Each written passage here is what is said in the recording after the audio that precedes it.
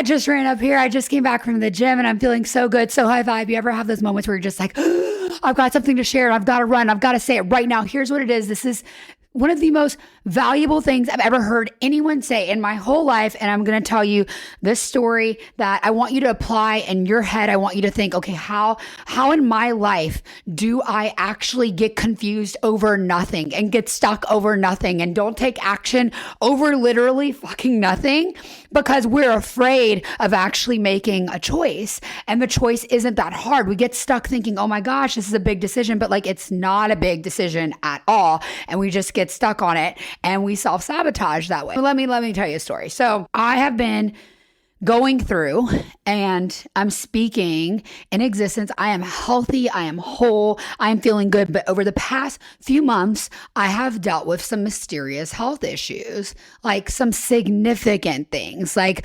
unexplained fatigue and parts of my body just aching randomly. It's been hell. But I had so many people giving me unsolicited medical advice and I'm going to actual doctors and I'm trying to figure this out on my own and I'm doing my own research.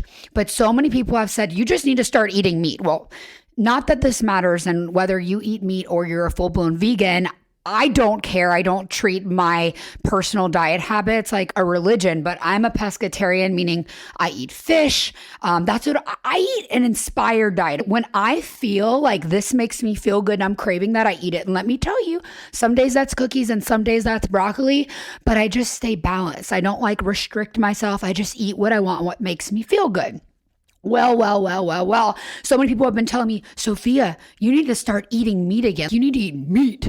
And it's like, I eat fish all the time. I eat protein all the time. I'm not lacking anything. They're like, well, you just need to eat meat. And eventually there's this group of people in my family that convinced me that I should be eating chicken again. Look, I have not eaten chicken since I was 23 and have been on and off vegan, vegetarian, pescatarian since 16. My body, I don't even know if my body would know how to process meat. And intuitively, my body doesn't want it, at least not right now at this point in my life. And I was actually sitting there debating, should I start eating chicken? Should I start eating chicken again? Because people were saying I should. Was I about to take my gay ass to Chick-fil-A because that's the only meat that I could fathom the smell actually maybe tasting good? I was about to literally go there because if I'm going to eat chicken, well, at least Chick-fil-A smells enticing. These are the thoughts that were going through my head when in reality, no one could have convinced me of this years ago. No one could have even made me think that thought years ago. Why would I want that? Nothing against meat eaters at all. You do you, boo-boo. But I've been on this path for so long. I don't crave meat. So like, why would I? Whatever. They're saying like, you should do this. And I started thinking about it and I was like, maybe that's the solution. Maybe I just need meat. Maybe y'all are right. And it's so interesting that I let people get in my head about it so much so that I was really contemplating making a decision that I would have never made on my own or have a genuine desire, or even better than that, an intuition that's saying, try this, do this, this is what you need. So that's thing number one. I'm talking to my best friend about it. They're saying to eat meat. Maybe I should, but like, I just don't, it doesn't feel like I'm being called to that. And she's like, why in the heck would you do that? Now keep in mind, my best friend loves meat, loves it. And she's like, why would you do that? You don't want meat. You don't want meat. Why would you do? And I was like, okay, yeah, you're right. You know me. Thank you for getting defensive for me. Thank you. Because I was letting other people get in my head to tell me what would be best for me when my body might be going through something, but that's not what's necessarily best for me. That's not what I'm feeling called to. Why would I go with that just because of some peer pressure? Because my family, it worked for someone in my family.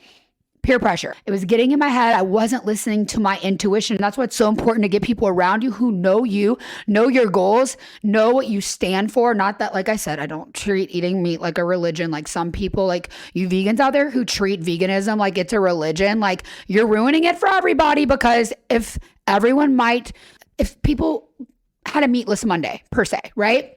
They'd be doing better for the planet and their bodies or whatever, and the animals, than if you shoved it down their throats. You're either a pure vegan or nothing.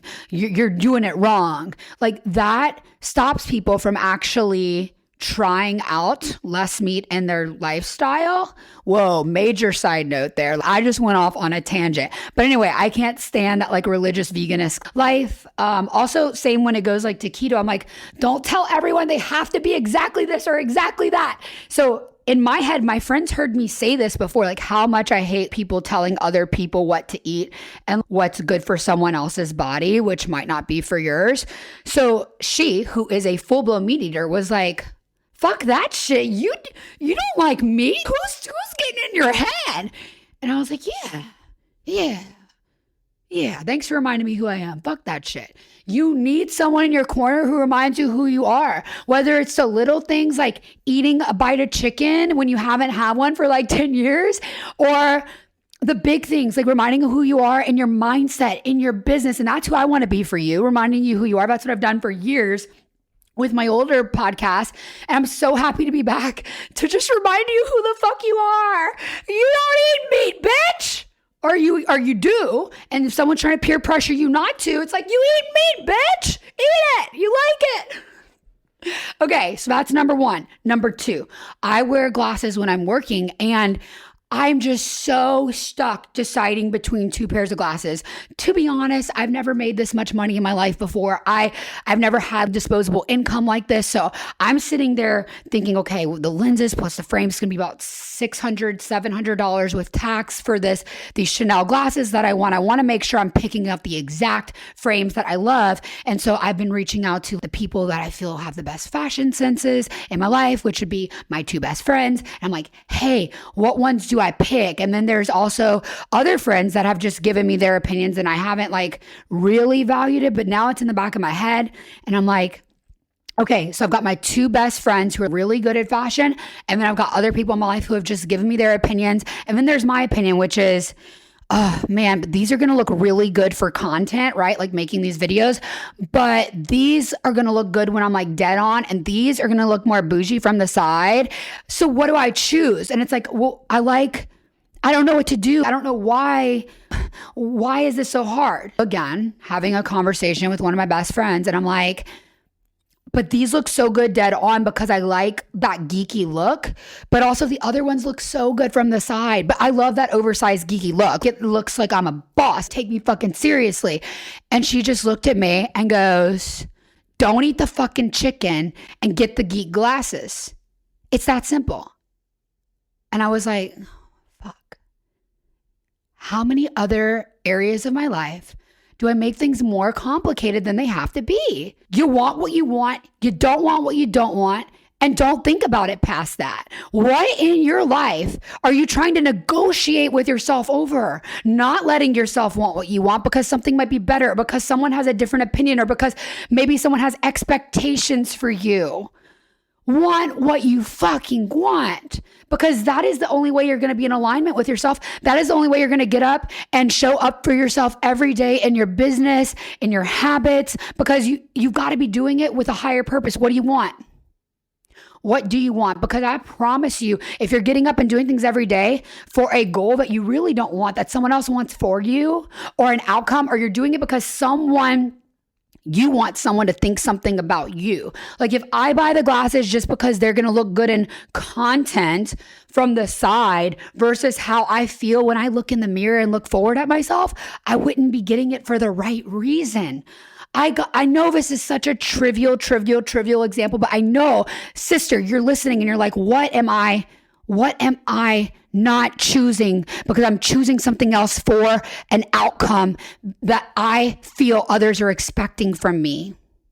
If you are ready to live your life for you and build a personal brand that you can rely on, doing something you love, then keep listening to this podcast and reach out to me. I'd love to work with you. I'd love to audit your social media and help you get to the next level. You deserve to have a profitable personal brand.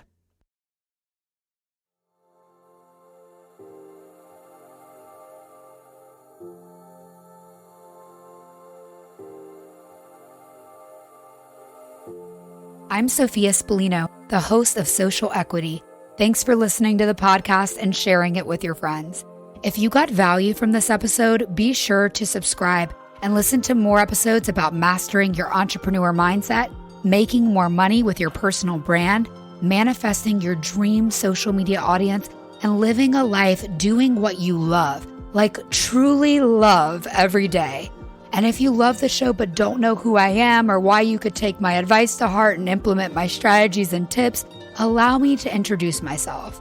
I am a social media coach and agency founder. I have spent over 8 years in the social media space and amassed over 333,000 followers across platforms like TikTok, Instagram, and YouTube, as well as hosting a top charting podcast. I am not gatekeeping the goods. I want to share my tips to help you build social equity. What's social equity? It's a little term I coined. Let's break it down. Social, in this case, short for social media. Equity, the value of an engaged online community, an asset you are building for yourself. I love helping women build social equity and watching you unapologetically take up space online and leverage your personal brand to directly earn revenue or support another revenue stream. Yes, you can strategically attract people who love to follow you on social media, believe what you say, and love to buy from you. If you're ready to stop hitting walls, take inspired action, and manifest social media success, there are 2 ways to work with me. You can hire me as your personal coach or work with me and my agency. If you want to learn how to make strategic, beautiful content and grow your brand, you can do it. I can teach you. Join my one-on-one, on-demand coaching support program to get access to me and social media lessons in real time. When you're inspired, at your own pace, I am a text away. Plus, you'll get weekly Zoom lessons.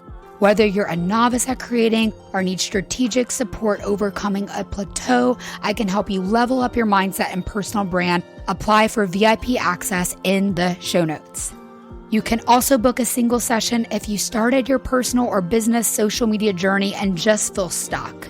Now, if you don't have time to make strategic, beautiful content, but you know you need to have a pristine social media presence, me and my team of social media stylists at Legacy the Agency can do it for you with excellence.